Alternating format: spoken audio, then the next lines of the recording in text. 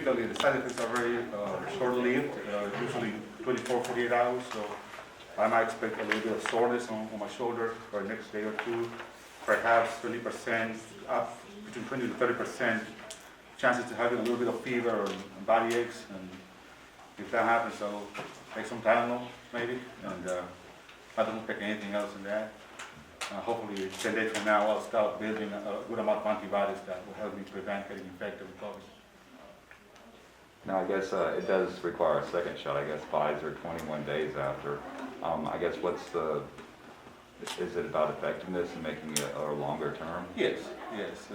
Giving you the best chance to have a longer immunity and very effective. And obviously we know about the effectiveness, 95% almost for both vaccines. And of course we are hoping that immunity lasts very long. What did it feel like to get the shot? Very excited. I think the whole country is tired of this pandemic. That includes every single one of us in the front line. Where we have seen so much pain and death in the last 9 months. And today, I see, for me, is that I can see a light at the end of the tunnel. And it's really this vaccine, this first vaccine for COVID-19 represents an opportunity to change the trajectory of the pandemic. And it's being an incredible effort from our scientists, and really this should be celebrated. And now what we do with the vaccine is really up to us now.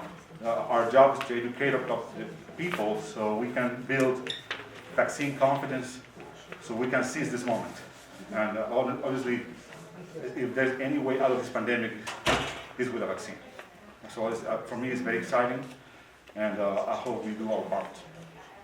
Obviously, there are some in our community and across the nation that are nervous about getting this, or maybe say they don't want to. What would you say to those who are nervous?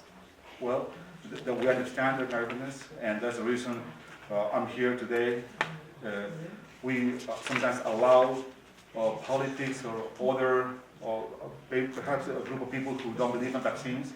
And we know historically vaccines have changed lives and have changed the world in so many different times. And you think about polio or smallpox, for example.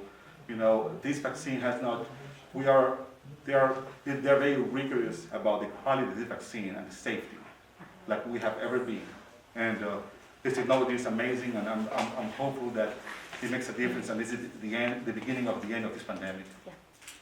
But we have to educate the population.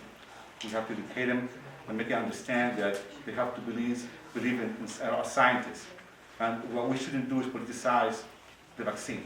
We have politicized enough of this problem, and that hasn't helped us at all. It's time to believe our scientists. Yeah. We have some of the best in the world. Speaking of scientists, how remarkable do you think it is that they were able to produce a safe and effective? It's incredible. Again, it's to be celebrated. It's incredible what they've done. You have to give credit to Operation Warp Speed and our scientists, and to do this is just simply incredible. Incredible effort, no doubt. Did the vaccine itself physically feel like just getting a flu shot or a tetanus or something like that? I feel pretty good right now. I'm sure I feel fine today and tomorrow. Yeah. Excited, if anything. Now, I guess speaking of herd immunity, how long do you think it's going to take maybe to get to a level where we start to see those kind of cascades? Scientists are debating what's the number, but I think if we vaccinate at least half of the population, probably the transmission rate would be very low. Likely that's how we would need at least 50% of the population to be vaccinated and have herd immunity to end the pandemic. They say between 50 and 70%.